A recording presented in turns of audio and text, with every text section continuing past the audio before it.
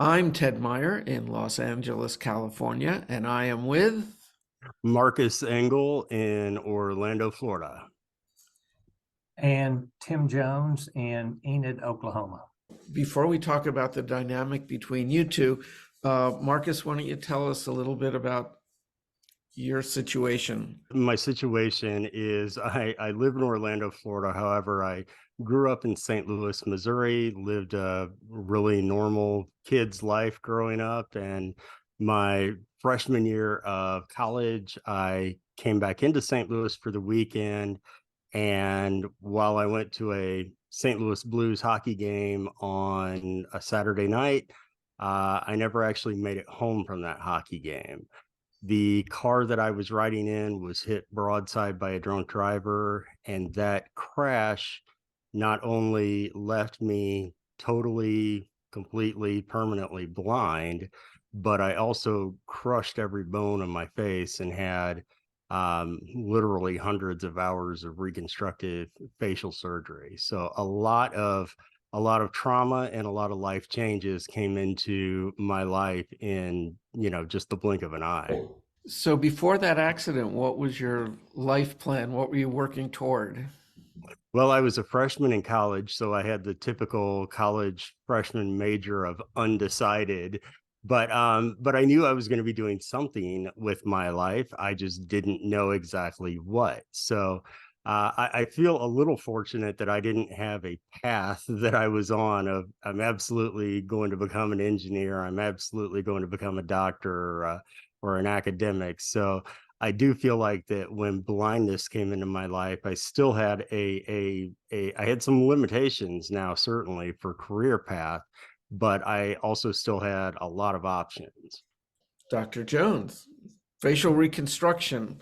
Um, this might seem like an obvious question, but as an artist, I think facial reconstruction is amazing. But did you ever first think, oh, boobs and tummy tucks, there's a lot of money in that, and it's really easy? Yeah, that's true. And a lot of my colleagues picked that route. Um, this was my first job out of training, and I trained in ENT and plastic surgery. And I'd been on staff at Washington University a couple years and really felt really comfortable doing trauma. Um, my motivation for my job was I first studied ear, nose, and throat and realized that removing cancers and things of the face were interesting, but really the challenge was the reconstructive part, and so that's what I enjoyed. Did you take art classes before this, drawing classes? Were you familiar with faces? Uh, Very familiar with faces from studying faces for many years in exquisite detail. When you start doing cosmetic surgery and even reconstructive surgery, uh, things are often, especially on the face, or in millimeters, centimeters. Uh, it's very exact as compared to on the body, where when you're doing big tissues, measurements aren't as exact. So, Marcus, on your website, you wrote, Dr. Tim Jones was my primary plastic surgeon, and we navigated a lot of trauma reactions together. Um, and that was sort of interesting to me because I've had a number of surgeries, and usually after my follow-up, I never see the doctors. They wouldn't know who I was if I spilled a beer on them. Mhm. So I was just wondering what it is about this dynamic with you two and Dr. Jones, the way you approach being a doctor, that you have this long-term relationship. Marcus's injury was horrific, and most people with the kind of injury he had to his face, they also destroy their head. Their brain is injured. That didn't happen in Marcus. He injured everything but his brain almost. He did spare one ear without trauma, one temporal bone, but his eyes were gone. His mandible and maxilla were crushed, and he could hear. But what really struck me was he was a young kid, motivated, and I knew he was motivated, and I could put myself in his shoes. And I'm not sure why that happened with Marcus, but I could just, it was visceral, the pain I could see and feel from him. And just the imagination of what happened to him. And I was experiencing it with him. I don't think I've ever had a patient quite yell out in anger, not really at me, but at the world. And I was there, and you could feel it. It was part of me. And so it was traumatic, of course, for Marcus mentally and physically, but physically for me, it was really challenging. And how to get through that was a challenge too. I think the common theme we had, and really the breakthrough, had to be with music. Well, you know, the trauma reaction is, I think, something that I still struggle with to this day. When I think of the drastic amount of pain that was going on in those times, even just somebody bumping my bed a little bit would be just horrible amounts of pain. I'm sure that was my first reaction, was to the pain. Then later, the as reality continued to set in, the emotional pain also started to come more forward. And that's when, of course, Dr. Jones, as well as anyone else who was within earshot of me, you know, would hear this you know, raging beast of a patient who was so incredibly incapacitated but still had full cognitive function. One of the things I still to this day struggle with is the amount of guilt that I feel for lashing out at the people who were only trying to help me. And yet Dr. Jones understood that this is a person who is in deep pain, and they're lashing out because of the pain, not because of anything personal.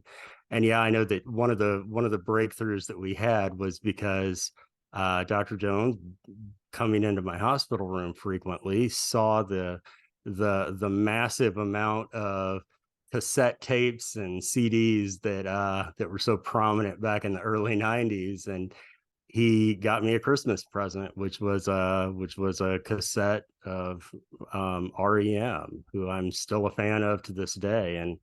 And that simple gesture and simple gift showed me at that time that Dr. Jones was really truly part of my team, that's taking care of me, not just physically, but somebody who actually sees me as a whole person. What's the first concert you went to? For me, Yeah. first rock concert I ever went to was Eric Clapton in 1990. It was the first show he played after Stevie Ray Vaughan was killed in that Wow. helicopter crash. Nice. And Yeah. they were on tour together at the time. So it was an interesting concert because of that dynamic as well. And Dr. Jones, your first concert? Steppenwolf. Mm. Well, that's a different direction. Yeah. How about you, Ted? Oh, my first Stevie Wonder. Mini Wow. record and opening for Stevie Wonder at Madison Square Garden. Excellent. You know, the song that I gave, I can't ever remember if it was Counting Crows or REM. Marcus always comes up with REM, but I believe the song was Hold On, wasn't it? No, the song that was called Everybody Hurts. That's it. Yeah. Everybody Hurts. And Okay. honestly, Everybody Hurts is such a beautiful music video from REM too.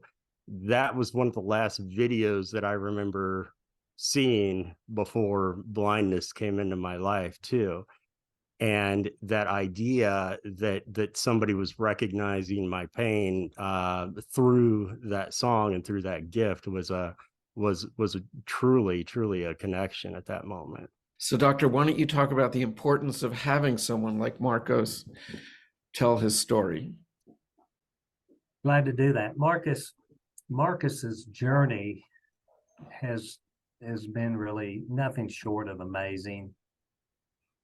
You know, he got his undergrad degree, his master's degree, and has become a national speaker. But he has talked about his journey, and I have learned so much in getting feedback from him. It's changed the way I practice medicine. And for instance, Marcus came up and made a simple statement once that sort of obvious in retrospect, but everyone who is hurting will hurt you.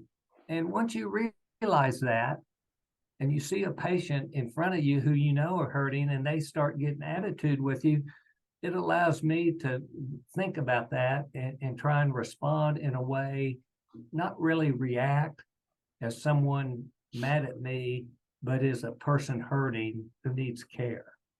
So Marcus, what do you think about your position as a thought leader in the medical world? You know, I'm not sure I'm super comfortable with that idea, but yeah, we can go with that. I feel very blessed to have the life that I have, and have had some incredible people along my journey to help me. And my life's work has come in the form of trying to pay back that kindness and generosity and care that was shown to me in my worst times, by sharing this story and writing and such like that, and sharing it with any of those who are on the quote unquote front lines. I hate war metaphors, especially in healthcare, but when you are at the bedside and you are delivering care, I can understand that, hey, it's a Tuesday, right? It's the same as any other Tuesday, and we get a little disengaged from the work. And I just try to remind people that look, you have the opportunity to be the healing presence to a patient. And I love to be able to do this work with hospitals and healthcare systems across the country, but um, a way that it has allowed me to help the professions of medicine has become through being an adjunct at Notre Dame for the last 5-6 years now, teaching pre-meds a course. It's called the Pathos Project, where we teach them how to truly be with patients who are suffering. And much of what I'm teaching is the techniques that Dr. Jones employed with me during my recovery that ultimately made me feel like this was truly person-centered care. You know, I've been in and out of the hospital my whole life, and I'm a big believer, and there's certain people who should be in an ER room because they live on adrenaline and should never talk to patients after they patch them up. And then there's some people who should work with MS patients because they might work with them for 30 or 40 years. You guys have a long relationship, but at the beginning of the interview, you said you used to do emergency room work. And so you have that adrenaline thing, I'm assuming, but here you have this long-term relationship. So what do you think for your specialty makes a good doctor? Well, I think, first of all, doctors need to think about their personality to determine what field they're in. For example, if you don't really like dealing with patients, you might want to be a radiologist or a pathologist. Right? And I think similar when you think about as a surgeon, they have certain personalities, or as a medical physician, maybe a psychiatrist. So I think the first question is being honest with yourself and know what motivates you. Yes, I do have a bit of the adrenaline rush, but that leaves you. You know, once you're in the emergency room and you're doing all that stuff, that's good while you're learning it. But after a while, it becomes just another day in the MASH unit, sort of. When you get to know patients on a personal basis and develop relationships with, it really adds a lot more meaning, I think, to you personally and your practice. It allows you to learn from them and learn long term. And which I've done from Marcus a lot. And there are other things that I've pulled into it. For instance, Marcus is one of the board members on my nonprofit. Started a nonprofit for people suffering from mental health disorders and specifically prevent suicide. My grandmother, mother, and son committed suicide, and so all the stuff that I've learned from Marcus have really helped me foster this organization and try and keep things in line and keep my head in line. Yeah, I just say, we talk about post-traumatic growth, and I certainly had that. And I love to see that Dr. Jones has also taken the tragedies from his own lineage and tried to turn that into something that's going to prevent those types of tragedies in the future. As someone who, of course, struggled, I think it would make all the sense in the world that I struggled with suicidal ideology and thoughts post trauma. Like I said, I think most people probably would ask the question: is what life still worth living after such a loss? And I'm just so glad to see that the Mom and Mitchell Foundation that Dr. Jones has founded is really working to try to help address that, because those who are going through a lot of mental anguish, we know that what can we do to be there for those people? What can we do to be there? And it's just it's the honor of my life to be able to try to help people with being present to the suffering of others and to our own suffering, and to realize how much suffering there is in the world. How long do you felt sort of an inner peace about it, or do you? Oh yeah, I these days, my life is fine. I have an amazing life. I'm blessed beyond measure. There was a point when I was rather suicidal while I was in the hospital and asking nurses to put poison in my IVs and such. And I had an experience where I remember that I felt like I was dying, and nurses and checked all of my vitals, and there's nothing wrong with me, but my body just felt like I was rushing. And I remember it frightened me, and I thought after that, okay, we're not going to play with those kind of thoughts anymore. Life is still worth living, and let's try to appreciate this gift of life that I still have. All right. Well, I think that's a perfect place to end it. Thank you both for talking to me today. Absolutely. Thank you, Ted. And that was great, Marcus. I learned something every time I talk to you. Thank you, as do I from you.